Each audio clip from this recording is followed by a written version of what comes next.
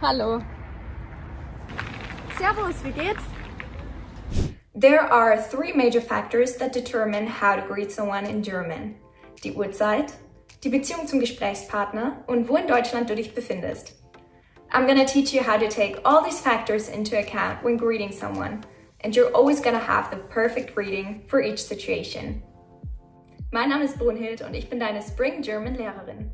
Let's start by greeting someone in the morning. Erstens, Guten Morgen. Guten Morgen. Guten Morgen, was darf sein? Ich hätte gerne eine Breze mit Butter und Schnittlauch.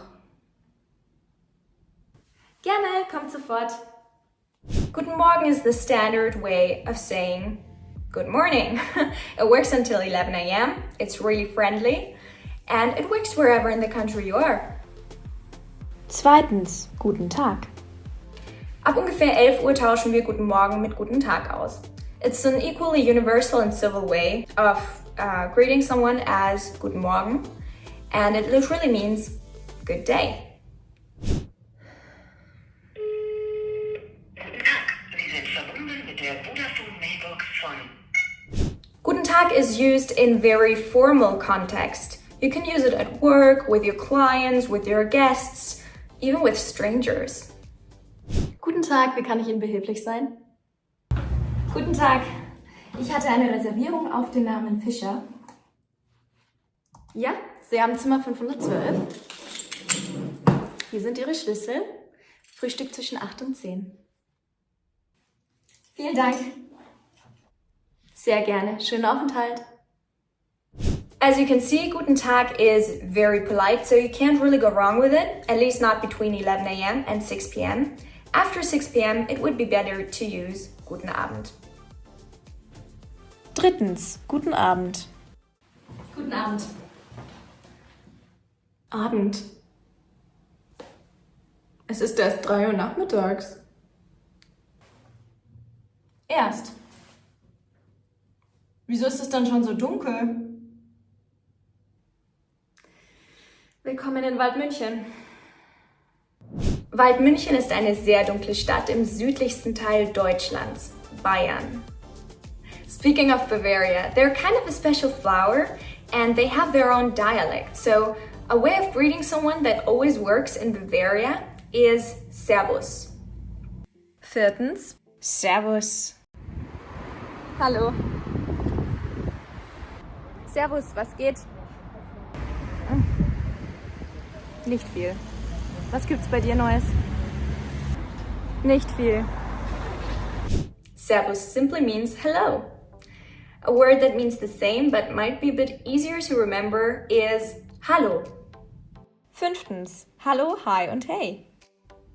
Hallo sounds similar to English and is, surprise, used in the same way. Germany also took the liberty of adopting hey and hi as an informal greeting. Hallo.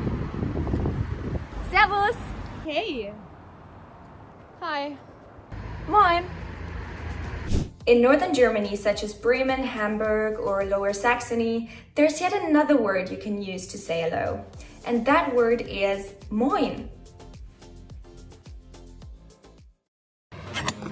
Moin Meister. Moin, Werner. Moin means the same as Hallo and Servus, but it's only used in certain parts of northern Germany.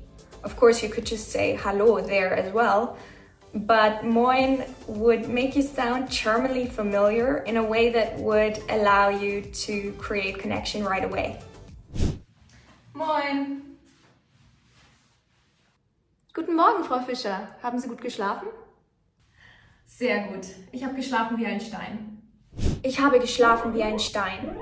Literally means I slept like a rock, and I usually use this when I had a really good night's sleep without any interruptions, waking up voller Energie. I don't even know why we say that. I guess people in the past just wanted to express how someone was so fast asleep that it was impossible to move that person, wie ein Stein, heavy, immobile.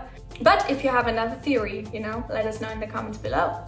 For more useful chunks like this in German, make sure to download our free Essential Chunking Kit. with chunks most frequently used by native speakers. So conclusion, the common speech varies in different parts of Germany. If you're insecure, just use Guten Morgen, Guten Tag, Guten Abend. You can never go wrong with that. It's polite, everyone enjoys politeness. But if you cannot remember which time of the day goes with which expression, just say Hallo. It's a bit informal, but it works. Congratulations! Jetzt kannst du in jeder Situation grüßen. But then what? Of course you don't just want to leave it at that. To learn how to properly introduce yourself in German, click on Spring Teacher Denise's video. She's gonna tell you all about it.